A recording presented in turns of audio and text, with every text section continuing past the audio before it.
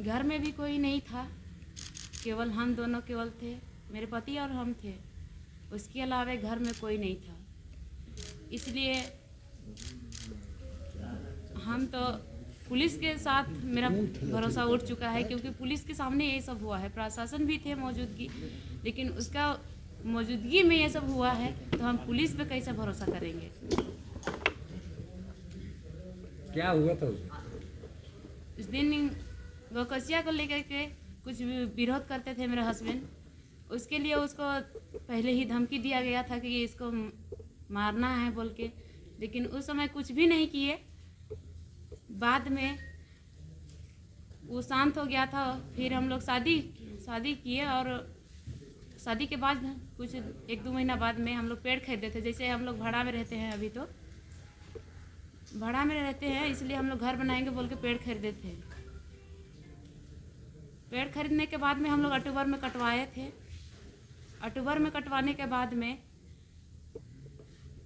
उसको काटते हुए कोई देख लिया था, और उसको शायद वन विभाग वाले को सूचना दी, और वन विभाग वाले आए और सीज करके ले गए। सीज करके ले जाने के बाद नहीं हम लोग को कोई नोटिस दिया था, नहीं कोई खबर मिला था हम लोग को कि इसके बारे में कार्रवाई भी होगी या फिर कुछ हो रहा है कि नहीं हो रहा है। लेकिन हम लोग को कोई सूचना भी नहीं मिला। जैसे 4 तारीख को भी कोई मीटिंग रखा था, जैसे क्रिश्चियन भाई लोग मीटिंग रखा था, लेकिन हम लोग को हिंदू भाई को जा के घर घर बोला गया था कि जो नहीं मीटिंग आएगा उसको 500 रुपया जुर्माना लगेगा बोल के बोला था। और उन्होंने सब कोई मीटिंग तो गया, वो लोग को टाइम दिया था कोई दूसरा टाइम। जैसे वो लोग पहले ही मीटिंग कर लिया था, उसके बाद में वो लोग को टाइम दिया था। जैसे मेरे बस्ती वाले, छपरी डिपा है मेरा बस्ती, पुराना बस्ती, हम लोग तो रहते हैं बिसरा बाजार डांड में। वहाँ जा कर के धमकी दिया था। उस समय सब कोई मीटिंग गया था, और मीटिंग जाने के बाद में वहाँ 12 बजे का टाइम दिया था वो लोग, और उससे पहले ही मीटिंग करके वो लोग मेरा घर पहुँच गया था जहाँ पर हम लोग रहते थे, बिसरा में पहुँचने के बाद में मेरे पास 4 लोग पहुँचे थे, बाकी का भीड़ पैदल जा रहा था, इसलिए लेट से पहुँची थी मेरे पास। उसके बाद जो ग्राम प्रधान हैं, जो सुबन बुड़ करके, वही मेरे पति को बोले कि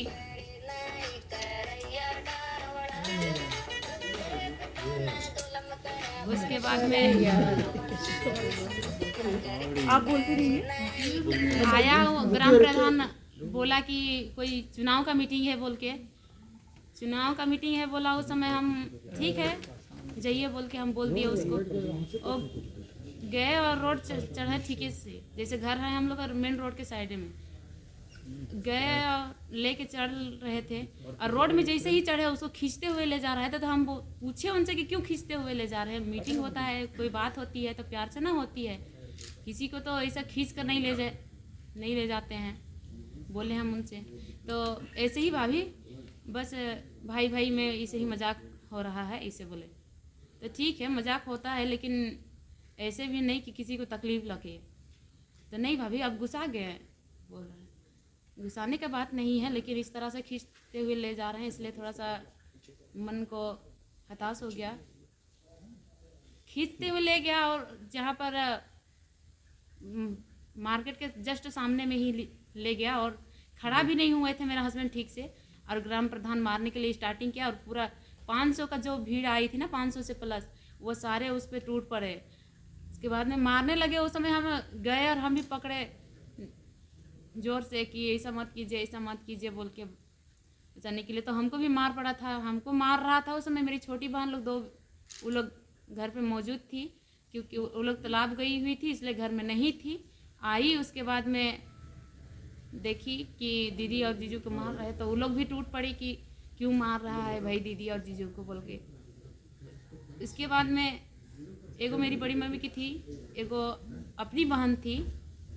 जो बड़ी मम्मी की बेटी थी उसको शायद यहाँ इधर चोट लगा था, शायद पता नहीं क्या से मारा था, वो तो हम देखने नहीं सके, क्योंकि हमको भी मारा सिर में। उस समय चोट लगा, हम गिर गए वहीं पर, पैर पकड़। जिस समय हमको होश आया उस समय तो हम रोड के किनारे पड़े हुए थे।